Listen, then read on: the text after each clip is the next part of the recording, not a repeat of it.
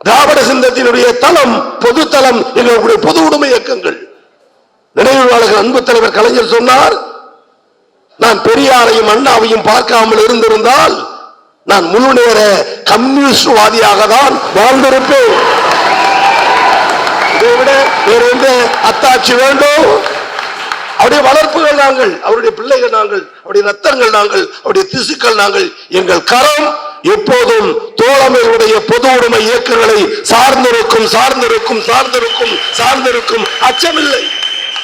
அதுதானே எதிரிகளுக்கு பொறாமை, அதுதானே எதிரிகளுக்கு விலக மாட்டேன் என்கிறார்களே, விரிய மாட்டேன் என்கிறார்களே, பிரிய மாட்டேன் என்கிறார்களே. அண்ணா அறிவாலயத்தின் வாசல்படியில் நின்று கொண்டு நாக்கை தொங்க போட்டுக் கொண்டு காத்திருக்கிறார்கள். ஆனால் தமிழ்நாட்டு முதலமைச்சர் தோழர்கள் கரத்தை பிடித்து நாம் ஒன்றுபட்டால் இந்தியாவுக்கு வெளிச்சம் என்று தமிழ்நாடு வெளிச்சம் போட்டு காட்டுகிறது என்று சொன்னால் நம்முடைய பங்கு, நம்முடைய பங்களிப்பு. எனவே ஆரவாரம் அதிகரிக்கிறது. பொது உடைமை சித்தாந்தங்கள் உள்ள நீங்கள் இன்னும் சொல்ல வேண்டும் என்றால் திராவிட இயக்கங்களுக்கும் பல கருத்துக்களை அள்ளி தருகிற பொது உடைமை இயக்க தலைவர்கள் தமிழகத்தில் உண்டு, களத்தில் உண்டு. அறிவோம் புரிவோம் என்பதை எண்ணி பார்த்து நம்முடைய முதல்வர் சொன்னதை போல் அடிக்கடி வந்து போகக்கூடியவர் நம்முடைய உயர்கல்வித்துறை அமைச்சர் என்று சொன்னார். அடிக்கடி அடிக்கடி அடிக்கடி என்பதை என் ஆயுள் காலம் முழுவதும் முதல்வர் அவர்களே நீங்கள் பயன்படுத்திக் கொள்ளலாம்.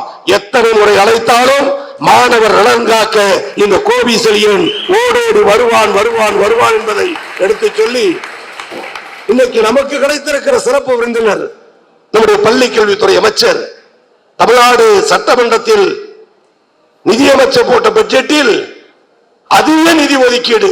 யாருக்கு அதிக நிதி ஒதுக்கீடு? கிட்டத்தட்ட 49,000 கோடி பள்ளி கல்வித்துறைக்கு மாண்புமிகு முதலமைச்சர் ஒதுக்கியிருக்கிறார் என்று சொன்னால் அடித்தளத்தை அமைத்து தர வேண்டும் என்ற எண்ணம், அதை நிர்வகிக்கிற பொறுப்பு கடமை, அவர்களை வழிகாட்டுகிறார் கஜேந்திர பிரின்ஸ் போன்றவர்கள். எனவே இருவரும் கண்களாக இருந்து கருத்துக்களை சொல்ல வந்திருக்கிறார்கள்.